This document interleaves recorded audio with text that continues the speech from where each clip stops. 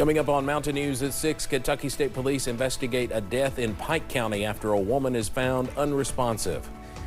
And folks in Clay County are mourning the loss of a well-known pastor. And get ready for an active evening into the overnight hours. Details coming up right now. Dedicated to Eastern and Southern Kentucky, this is WYMT Mountain News at 6. In the next few hours, snow will be falling across much of Kentucky. The morning drive to school or work could be a mess. First Alert meteorologist Eric Dean has the very latest on this First Alert. Here we go. Winter weather advisory is in effect for the counties highlighted in purple. You go just to the north and the northwest of eastern Kentucky, around Lexington, just north of Louisville, into portions of southern Indiana. That's where a winter storm warning is in effect. You go to around the Cincinnati area, we have a winter storm watch. This is one powerful system that we don't want to mess with as we go throughout the next several hours. All is quiet right now on live pinpoint Doppler radar, but that snow, it is knocking on our doorstep. You can kind of see where it's falling right now, over towards Louisville, to the south and east, or excuse me, to the north and east of Bowling Green. So the snow chances will pick up as we go throughout the next few hours. Temperatures right now hovering around freezing. Some places already in the upper 20s. Look at Clintwood, 28, 27 in Wise. We're sitting at 30 in Hazard, 32 from Stanton down to Manchester. So if you have plans tonight, make sure you have that WYMT First Alert weather app handy on your device. We'll see cloudy skies for the next few hours. Snow chances will pick up around that 10, 11 o'clock time frame. We'll go over the latest timing, plus talk about our next system coming up in the First Alert forecast in a few minutes. Steve. Eric, thank you. Kentucky State Police are investigating a death after a woman was found unresponsive. Troopers say they were called to the Millard community on Tuesday after receiving a 911 call. When they got to the scene, they say they found the body of 53-year-old Valerie McPeak of Pikeville. She was pronounced dead at the scene by the coroner's office. Troopers say foul play is not suspected at this time. In Laurel County, one man is facing charges after police say he was caught on someone's property. It happened on Monday at a home off Sinking Creek Road. Police learned while going to the scene that Hugo Giovanni Vasquez was detained by the homeowner and another person. This reportedly happened after they saw Vasquez breaking into an outbuilding. When police learned that the homeowner had watched Vasquez break in, they took him to jail. A trial date was set for a couple charged in a child abuse case in Pike County. Jerome Norman and Mary Hall appeared in court yesterday. Hall was arrested after reports say a child in her care showed signs of torture. And Norman was arrested and charged with kidnapping and criminal abuse. Both Hall and Norman were taken into custody earlier this year. The trial date was set for April 6th, 2026. A pretrial hearing was set for April 1st.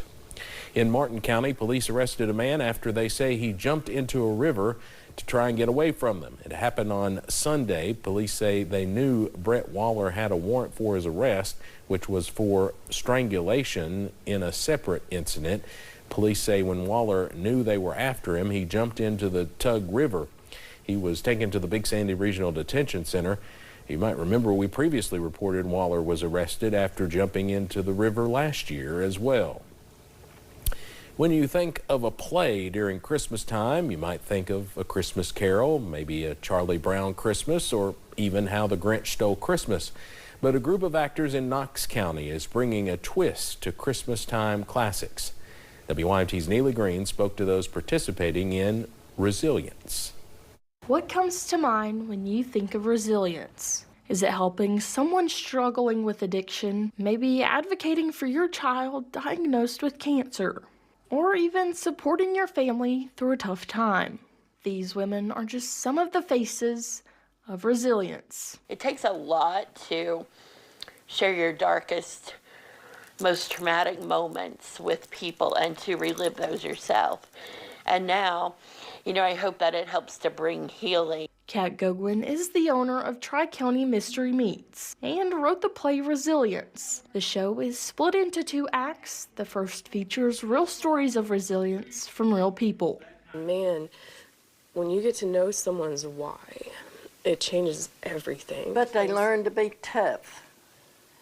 And everybody was happy that lived like that. They never give up. They just hung in there. And Act 2 reenacts the events of the May tornado, centering around accounts of those in the eye of the storm. We have an ensemble, and they make sound effects and stuff, and I mean, it's like surreal compared to, you know, what those people actually experienced. While the show may focus on those persevering and pulling through challenging times, it also shares the message of community and being present in a time of need. Everybody just came together and it took the community. One line that sticks with me is that, you know, get to know your neighbors because often they're your first responders. The show is made possible with the help of their sponsors, Central Appalachian Network and Kentucky Foundation for Women. In Knox County, Neely Green, WYMT Mountain News. Now that was just a small glimpse into these stories of resilience. You can hear those stories and watch the play this weekend. To see dates and times for the show, just look for this story on our website, WYMT.com. It has been nearly 7 months now since that deadly tornado touched down in southern Kentucky. Those who survived the storm are still working to rebuild. Tanya Poindexter's property looks much different now compared to earlier in the year. After the tornado, she had to demolish her entire home and build it again from the ground up. With the help of her community, she was happy to design and build her own home, but she mourns what was lost, the place she grew up and the place her grandparents lived. It's still sad for me because I've lost a feeling of it. It was part of my heritage. Not only was Poindexter's home impacted by the tornado, but also what she does for a living, working at the Wilderness Trail Wildlife Center. Poindexter is accepting donations from anyone that can help her rebuild. She says because she's a nonprofit, any donations will be a tax write-off. The University of Pikeville received a grant worth $1 million. That grant will go towards construction of the Tanner College of Dental Medicine. It was awarded by the James Graham Brown Foundation. Officials say construction for UPike's Tanner College of Dental Medicine is underway, and it will be the region's first dental school. Retired minister and a beloved Clay County native, Pastor Doug Abner, died Tuesday. Along with leading others to Christ, he is also credited with helping organize a march against drugs back in 2004 that gained nationwide attention and took him across the country. WYMT's McKinley Calandrino spoke to those he worked with about the legacy he leaves behind. Doug Abner, a well-known and loved pastor in Clay County, died on December 9th, leaving a legacy of integrity, leadership, and community impact. But he was just a man filled with the Holy Spirit, and you could tell that. You could sense that here was a man of God, and here was someone we could follow. In 2004, Ken Boland worked with Abner and other pastors to fight against the drug epidemic in the community through an anti-drug march. We went everywhere helping communities organize marches against drugs.